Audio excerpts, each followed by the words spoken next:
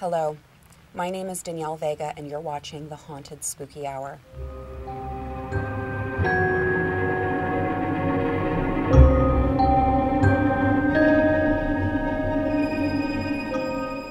The following stories are allegedly true experiences sent in by readers.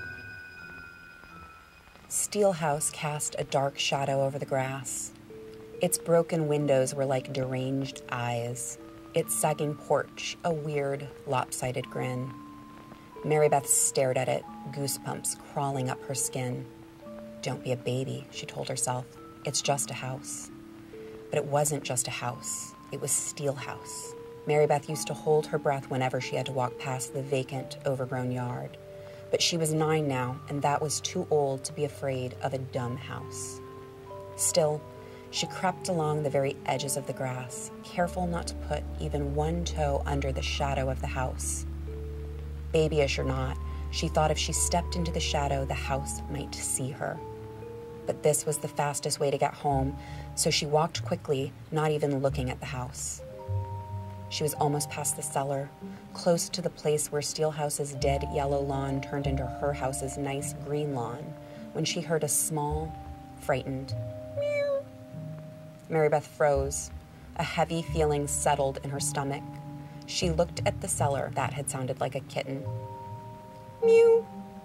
This time, the sound was louder and more desperate, as if the kitten had heard her walking past and was calling to her for help.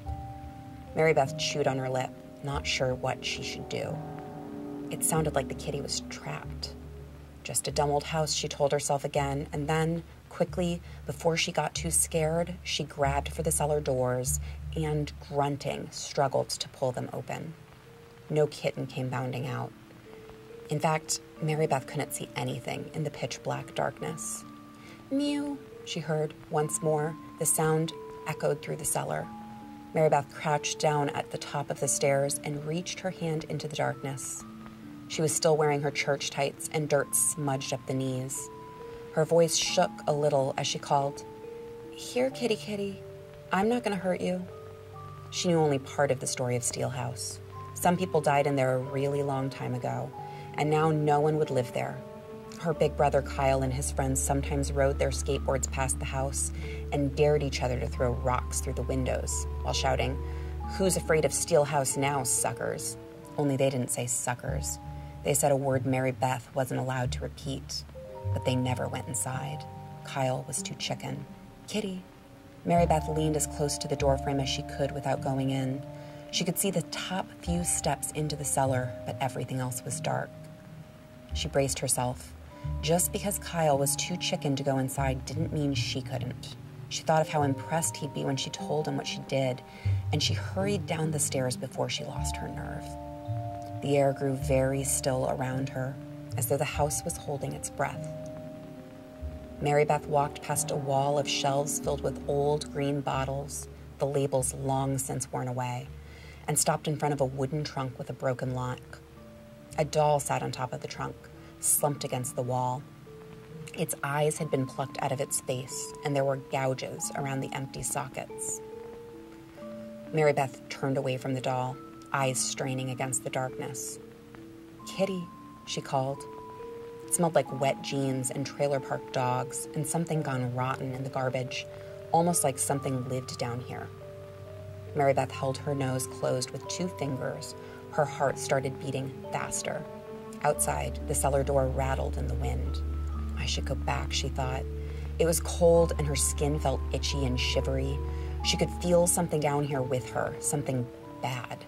She turned in place, but all she saw were smudged walls and bottles and that weird doll. 2 eyes blinked open.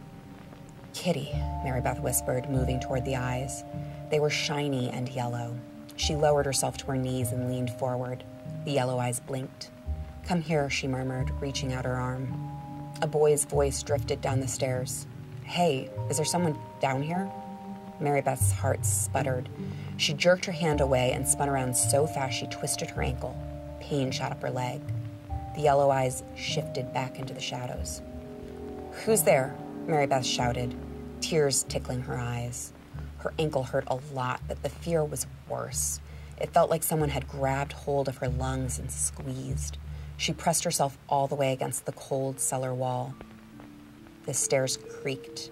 It sounded like someone was walking very slowly down the steps, but MARIBETH didn't see anyone there.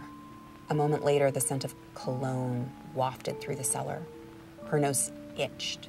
It smelled like the stuff her dad wore on special occasions, like when he took her mom out on a date. "What's your name?" asked the voice. It was a nice voice. It reminded MARIBETH of her older brothers. "MARIBETH RUIZ," she said, numb. She tried to sound more confident than she felt. Where was the voice coming from? For some reason, she looked over at the doll sitting on the trunk. The black eye holes stared back at her, but the doll's mouth stayed still. "Cool name," said the voice. Fingers curled around MARIBETH's wrist. They were cold and damp, like raw chicken just out of the fridge.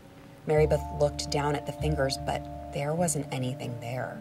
She blinked, and there was still nothing there. But she could feel them. They pinched on her wrist and squeezed the blood from her hand. MARIBETH shrieked and took a clumsy step backward. Her hurt ankle slid out from beneath her, and she hit the floor hard, the packed earth chilling the skin right through her tights. The fingers still held her arm. They twisted it back at an awkward angle, so that bright flares of pain pierced MARIBETH's shoulder. She tried to scream, but the sound didn't make it past her throat. Her lips trembled. The fingers squeezed tighter.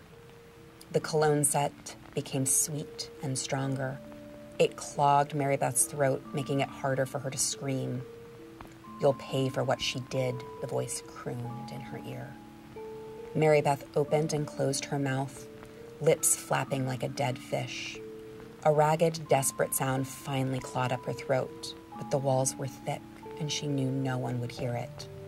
Outside, the wind blew the cellar door shut. Thanks for joining me for this episode of Spooky Hour, brought to you by The Haunted, written by yours truly, out June 4th.